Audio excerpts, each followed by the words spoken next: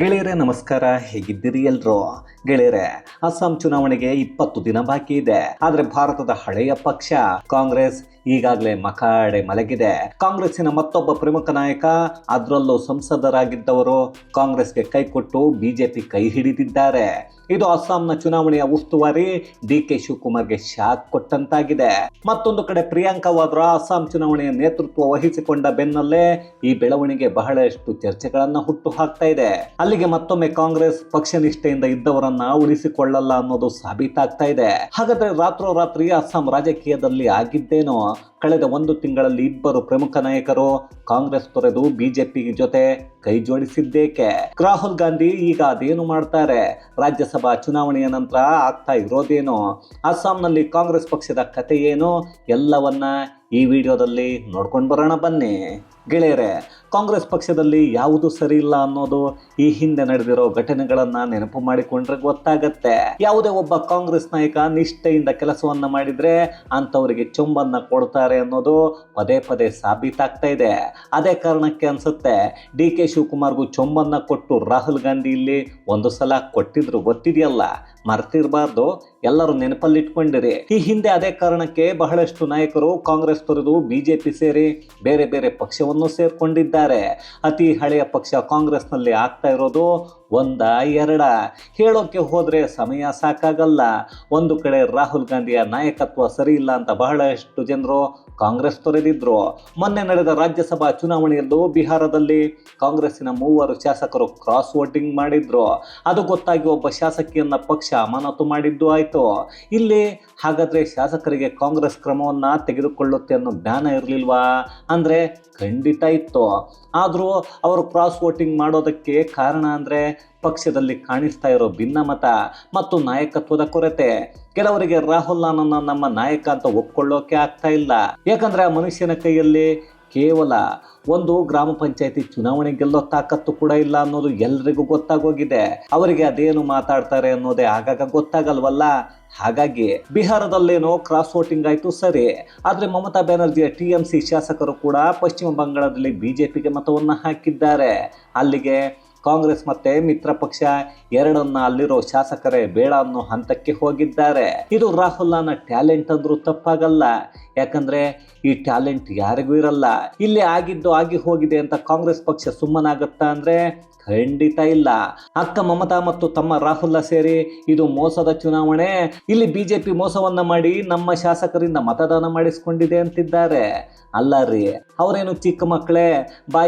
ಬಾಯಲ್ಲಿ ಚಾಕ್ಲೇಟ್ ಕೊಡ್ತೀನಿ ಅಂತ ಕೈಯನ್ನ ಹಿಡ್ಕೊಂಡೋಗಿ ಅಲ್ಲಿ ಓಟನ್ನ ಒತ್ತಬೇಕು, ಒತ್ತು ಅಂತ ಒತ್ತಿಸ್ಕೊಳ್ಳೋಕೆ ಅದೇನೋಪ್ಪ. ಆದರೂ ಅಕ್ಕ ತಮ್ಮ ಇಬ್ಬರು ಅದೇನು ಮಾತಾಡ್ತಾರೋ ಅವರಿಗೆ ಗೊತ್ತಾಗಬೇಕು. ಇನ್ನು ಪಂಚರಾಜ್ಯಗಳ ಚುನಾವಣೆಯಲ್ಲಿ ಕಾಂಗ್ರೆಸ್ಸಿಗೆ ಗೆಲ್ತೀನಿ ಅನ್ನೋ ನಂಬಿಕೆ ಇದ್ದದ್ದು ಅದೊಂದೇ ರಾಜ್ಯ, ಅದು ಅಸ್ಸಾಂ.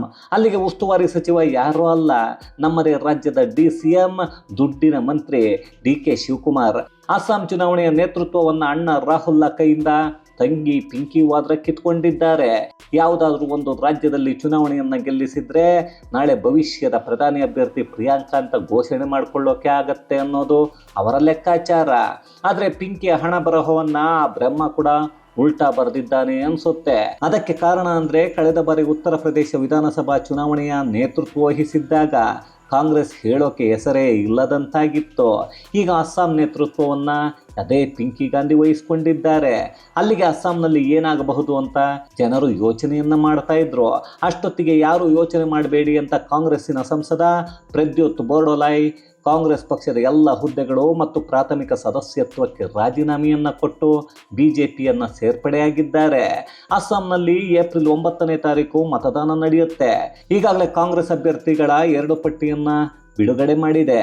ಅಲ್ಲಿನ ಉಸ್ತುವಾರಿ ಡಿ.ಕೆ. ಶಿವಕುಮಾರ್ ಅವರು ಭರ್ಜರಿ ತಯಾರಿ ನಡೆಸ್ತಾ ಇದ್ದಾರೆ. ಇಂತಹ ಸಮಯದಲ್ಲಿ ಒಬ್ಬ ಹಾಲಿ ಸಂಸದ ರಾಜೀನಾಮೆಯನ್ನ ಕೊಟ್ಟಿರೋದು ಡಿ.ಕೆ.ಶಿಗೆ ದೊಡ್ಡ ಶಾಕ್. ಅದಕ್ಕೂ ಒಂದು ಕಾರಣ ಇದೆ. ಡಿ.ಕೆ. ಅಸ್ಸಾಂ ಚುನಾವಣೆಯನ್ನ ಗೆಲ್ಲಿಸಿಕೊಟ್ರೆ ಕರ್ನಾಟಕದ CM ಕುರ್ಚಿ ಸಿಗಬಹುದು ಅಂತ ಹೇಳಲಾಗ್ತಾ ಇದೆ. ಅದೇ ಒಂದು ವೇಳೆ ಸೋತಿದ್ದೆ ಆದ್ರೆ ಡಿ.ಕೆ. ಶಿವಕುಮಾರ್ ದುಡ್ಡು ಹಾಗೆ ಕರ್ನಾಟಕದ CM ಕುರ್ಚಿ 2 ಗೋವಿಂದ. ಇಲ್ಲಿ ಕೇವಲ ಬೋರ್ಡೋಲಾಯ್ ಮಾತ್ರ ಬಿಜೆಪಿಯನ್ನ ಸೇರ್ಕೊಂಡಿಲ್ಲ. ಇದಕ್ಕೂ ಮೊದಲು ಫೆಬ್ರವರಿ 22ನೇ ತಾರೀಕು ಅಸ್ಸಾಂ ಕಾಂಗ್ರೆಸ್ಸಿನ ಮಾಜಿ ಘಟಕದ ಅಧ್ಯಕ್ಷ ಭೂಪೇನ್ ಬೋರಾ ಬಿಜೆಪಿಯನ್ನ ಸೇರಿಕೊಂಡಿದ್ರು. ಹಿಂಗಿದ್ದಾಗ ಕಾಂಗ್ರೆಸ್ನಲ್ಲಿ ಏನೋ ಸಮಸ್ಯೆ ಇದೆ ಅನ್ನೋದು ಗೊತ್ತಾಗತ್ತೆ. ಅದನ್ನ ನಾನೇನು ಪದೇ ಪದೇ ಹೇಳಬೇಕಾಗಿಲ್ಲ. ಈ ಬೋರ್ಡೋಲಾಯ್ ICC ಅಧ್ಯಕ್ಷ ಮಲ್ಲಿಕಾರ್ಜುನ ಖರ್ಗೆಗೆ ರಾಜೀನಾಮೆ ಪತ್ರವನ್ನು ಬರೆದಿದ್ದಾರೆ. ಅದರಲ್ಲಿ ಅವರು ಹೇಳಿರೋದು, ಬಹಳ ದುಃಖದಿಂದ ನಾನು ಭಾರತೀಯ ರಾಷ್ಟ್ರೀಯ ಕಾಂಗ್ರೆಸ್ನ ಎಲ್ಲ ಹುದ್ದೆಗಳು, ಸವಲತ್ತುಗಳು ಮತ್ತು ಪ್ರಾಥಮಿಕ ಸದಸ್ಯತ್ವ ಸ್ಥಾನಕ್ಕೆ ರಾಜೀನಾಮೆ ನೀಡ್ತಾ ಇದ್ದೀನಿ ಅಂತ. ಜೊತೆಗೆ ಪಕ್ಷಕ್ಕೆ ಶುಭಾಶಯಗಳನ್ನು ಕೋರಿದ್ದಾರೆ. ಅಯ್ಯೋ ಕರ್ಮವೇ, ಮುಖ್ಯ ನಾಯಕರೇ ಕಾಂಗ್ರೆಸ್ ಬಿಟ್ಟು ಬಿಜೆಪಿಗೆ ಬಂದು ಜಮೀರ್ ಸ್ಟೈಲಲ್ಲಿ ಕಂಗ್ರ್ಯಾಚುಲೇಷನ್ ಬ್ರದರ್ ಅಂದರೆ ಹೆಂಗಾಗತ್ತೆ ಅನ್ನೋದೇ ಗೊತ್ತಾಗ್ತಾ ಇಲ್ಲ. ಅದಾದ ನಂತರ ಮಾಧ್ಯಮಗಳ ಮುಂದೆ ಮಾತಾಡಿರೋ ಬೋರ್ಡೋಲಾಯ್, ಕಾಂಗ್ರೆಸ್ನಲ್ಲಿ ನನ್ನನ್ನು ಕಡೆಗಣಿಸಲಾಗಿದೆ. ನಾನು ಹನುಮಂತನ ಹಾಗೆ ಎದೆಯನ್ನು ಹರಿದುಕೊಂಡ್ರೆ ಮಾತ್ರ ಪಕ್ಷಕ್ಕೆ ಅರ್ಥ ಆಗತ್ತೆ, ಇಲ್ಲ ಅಂದರೆ ಅವರಿಗೆ ಏನು ಗೊತ್ತಾಗಲ್ಲ. ನಾನು ಅಂತಹ ಪಕ್ಷದಲ್ಲಿ ಇರೋದಕ್ಕೆ ಕಷ್ಟ ಆಗ್ತಾ ಇತ್ತು. ಕಾಂಗ್ರೆಸ್ಸಿನ ನಾಯಕರು ಅಪರಾಧಿಗಳನ್ನು ಭೇಟಿ ಮಾಡ್ತಾರೆ. ಪಕ್ಷದಲ್ಲಿ ನನ್ನನ್ನು ನಿರ್ಧಾರ ತೆಗೆದುಕೊಳ್ಳೋ ಸಮಿತಿಯಲ್ಲಿ ಸೇರಿಸಿಲ್ಲ. ತರುಣ್ ಗೊಗೊಯ್ಗೆ 1996ರಲ್ಲಿ ನನ್ನ ಕ್ಷೇತ್ರವನ್ನು ಬಿಟ್ಟುಕೊಟ್ಟು ಉಪಚುನಾವಣೆಯಲ್ಲಿ ಗೆಲ್ಲಿಸಿದ್ದೆ. ಈಗ ನನ್ನನ್ನೇ ಕಡೆಗಣಿಸಲಾಗ್ತಾ ಇದೆ. ಕಾಂಗ್ರೆಸ್ಸಿನ ಕೆಟ್ಟ ದಿನಗಳಲ್ಲಿ ಪಕ್ಷದ ಕೈ ಹಿಡಿದಿದ್ದೆ, ಪಕ್ಷಕ್ಕಾಗಿ ಕೆಲಸವನ್ನ ಮಾಡಿದ್ದೆ. ಆದರೆ ಕಾಂಗ್ರೆಸ್ ಪಕ್ಷ ನನ್ನನ್ನು ನಿರ್ಲಕ್ಷ್ಯ ಮಾಡಿದೆ ಅಂತ ರಾಹುಲ್ ಗಾಂಧಿ ಮತ್ತು ಹೈಕಮಾಂಡ್ ಎದೆಗೆ ಒದ್ದ ಹಾಗೆ ಹೇಳಿದ್ದಾರೆ. ಹಾಗಂತ ಇವರೇನು ಏಕಾಏಕಿ ಬಿಜೆಪಿ ಸೇರ್ಪಡೆ ಆದ್ರ ಅಂದ್ರೆ ಖಂಡಿತ ಇಲ್ಲ. ಮಂಗಳವಾರ ಮಧ್ಯರಾತ್ರಿ ಅಮಿತ್ ಶಾ ಅವರನ್ನು ಭೇಟಿ ಮಾಡಿ ಬುಧವಾರ ಬೆಳಗ್ಗೆ ಅಧಿಕೃತವಾಗಿ ಬಿಜೆಪಿ ಸೇರ್ಪಡೆಯಾಗಿದ್ದಾರೆ. ಅಲ್ಲಿಗೆ ಅಸ್ಸಾಂನಲ್ಲಿದ್ದ ಪ್ರಮುಖ ಇಬ್ಬರು ನಾಯಕರು ಬಿಜೆಪಿ ಪಾಲಾಗಿದ್ದಾರೆ. ಬಿಜೆಪಿ ಬಹುತೇಕ ಅಸ್ಸಾಂ ಗೆದ್ದುಕೊಂಡ ಹಾಗೆ ಅನ್ನೋದನ್ನ ನಾನು ಹೇಳ್ತಾ ಇಲ್ಲ, ಬದಲಾಗಿ ರಾಜಕೀಯ ಪಂಡಿತರು ಹೇಳ್ತಾ ಇದ್ದಾರೆ. ಇನ್ನು ಅಸ್ಸಾಂನಲ್ಲಿ ಇಷ್ಟೇ ಅಲ್ವಾ ಆಗಿರೋದು ಅಂದರೆ, ಬೋರ್ಡೋಲಾಯ್ ಜೊತೆ ಅವರ ಬೆಂಬಲಿಗರು ಬಿಜೆಪಿ ಸೇರ್ಪಡೆಯಾಗಿದ್ದಾರೆ ಅನ್ನೋ ಮಾಹಿತಿಗಳು ಬರ್ತಾ ಇವೆ. ಜೊತೆಗೆ ಕಾಂಗ್ರೆಸ್ಸಿನ 100 ನಾಯಕರ ಜೊತೆ ಅಸ್ಸಾಂ ಸಿಎಂ ಹಿಮಂತ ಬಿಸ್ವಾ ಶರ್ಮಾ ಸಂಪರ್ಕದಲ್ಲಿದ್ದಾರೆ. ಚುನಾವಣೆ ಸಮೀಪಕ್ಕೆ ಬರೋದ್ರಲ್ಲಿ ಅದರಲ್ಲೂ ಬಹುತೇಕರು ಬಿಜೆಪಿಯನ್ನು ಸೇರಿಕೊಳ್ತಾರೆ ಅಂತ ಹೇಳಲಾಗ್ತಾ ಇದೆ. ಆದರೆ ಅಣ್ಣನ ಕೈಲಿ ಚುನಾವಣೆ ಗೆಲ್ಲೋಕೆ ಆಗಲ್ಲ ಅಂತ ಅಸ್ಸಾಂನ ಚುನಾವಣೆಯ ನೇತೃತ್ವವನ್ನು ವಹಿಸಿಕೊಂಡಿರೋ ಪಿಂಕ್ ವಾದ್ರಾ, ಅಯ್ಯೋ ಬೋರ್ಡೋಲಾಯ್ ಅವರಿಗೆ ನಮ್ಮ ಪಕ್ಷದಲ್ಲಿ ಬೇಜಾರಾಗಿದೆ, ಅದಕ್ಕೆ ರಾಜೀನಾಮೆಯನ್ನು ನೀಡಿದ್ದಾರೆ ಅಷ್ಟೇ ಅನ್ನೋದನ್ನು ಹೇಳಿಕೊಳ್ತಾ ಇದ್ದಾರೆ. ಅದೇನೋ ಯಾರೋ ಟ್ರಿಪ್ ಹೋಗಿರಬೇಕು, ಹೋಗ್ಲಿ ಬಿಡಿ ಅನ್ನೋ ಥರ ಮಾತಾಡ್ತಾ ಇದ್ದಾರೆ. ಅದಕ್ಕೆ ಹೇಳೋದು, ತಳಮಟ್ಟದಿಂದ ಕೆಲಸ ಮಾಡಿ ಪಕ್ಷವನ್ನು ಕಟ್ಟಿದರೆ ಅದರ ಕಷ್ಟ ಏನು ಅಂತ ಗೊತ್ತಾಗತ್ತೆ. ಇಲ್ಲ ಅಂದರೆ ಹೀಗೇನೆ ಹೋದವರು ಹೋಗ್ತಾರೆ, ಬರೋರು ಬರ್ತಾರೆ ಅನ್ನೋ ಹಾಗೆ ಮಾತಾಡ್ತಾರೆ. ಅಣ್ಣ ಮತ್ತು ತಂಗಿಗೆ ಯಾವುದೇ ವ್ಯತ್ಯಾಸ ಅನ್ನೋದು ಕಾಣಿಸೋದೇ ಇಲ್ಲ. ಇಷ್ಟೆಲ್ಲ ಆಗ್ತಾ ಇದೆ, ಇಲ್ಲಿ ಲಾಭ ಬಿಜೆಪಿಗೆ ಆಗ್ತಾ ಇದೆ, ಕಾಂಗ್ರೆಸ್ ನಷ್ಟ ಆಗ್ತಾ ಇದೆ ಅಂತ ಯಾರಾದರೂ ತಿಳಿದುಕೊಂಡಿದ್ರೆ ಅದು ನಮ್ಮ ತಪ್ಪಾಗತ್ತೆ. ಯಾಕಂದ್ರೆ ಇಲ್ಲಿ ಬಲಿಕಾ ಬಕ್ರಾ ಆಗಿ ರಂಜಾನ್ಗೆ ಬಿರಿಯಾನಿ ಆಗ್ತಾ ಇರೋದು ಮಾತ್ರ ಕರ್ನಾಟಕದ DCM DK ಶಿವಕುಮಾರ್. ಸದ್ಯಕ್ಕೆ ಕಾಂಗ್ರೆಸ್ ಚುನಾವಣೆ ನಡೆಸೋಕೆ ದುಡ್ಡಿಲ್ಲ. ಈಗ ಅದಕ್ಕೆ DK ಒಂದಷ್ಟು ಹಣವನ್ನ ಅಸ್ಸಾಂನಲ್ಲಿ ಸುರಿಬೇಕು. ಸುರಿದು ಅಸ್ಸಾಂನಲ್ಲಿ ಅಧಿಕಾರ ಹಿಡಿದ್ರೆ DK CM ಆಗ್ತಾರೆ.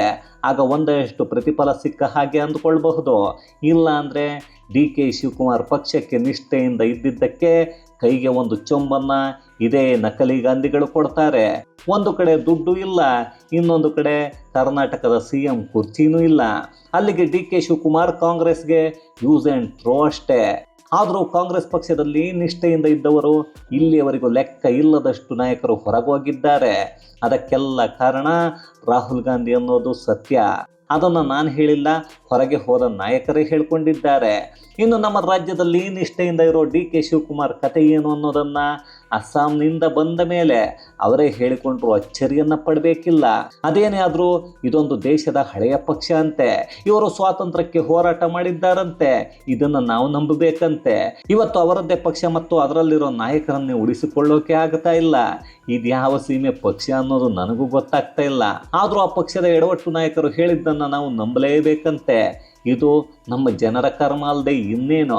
ಇದು ಗೆಳೆಯರೆ, ಅಸ್ಸಾಂನಲ್ಲಿ ಕಾಂಗ್ರೆಸ್ಸಿನ ಇಬ್ಬರು ಪ್ರಮುಖ ನಾಯಕರು ಬಿಜೆಪಿ ಸೇರ್ಪಡೆಯಾಗಿರೋದು ಮತ್ತು ಅದರಿಂದ ಕಾಂಗ್ರೆಸ್ಗೆ ಸೋಲು ಉಚಿತವಾಗಿ ಖಚಿತ ಆಗಿರೋದ್ರ ಕುರಿತಾದ ಒಂದಷ್ಟು ಮಾಹಿತಿ, ಮತ್ತಷ್ಟು ವಿಶೇಷತೆಗಳೊಂದಿಗೆ ಮುಂದಿನ ವಿಡಿಯೋದಲ್ಲಿ ಭೇಟಿಯಾಗೋಣ. ಅಲ್ಲಿಯವರೆಗೂ ಕನ್ನಡವೇ ಸತ್ಯ, ಕನ್ನಡವೇ ನಿತ್ಯ.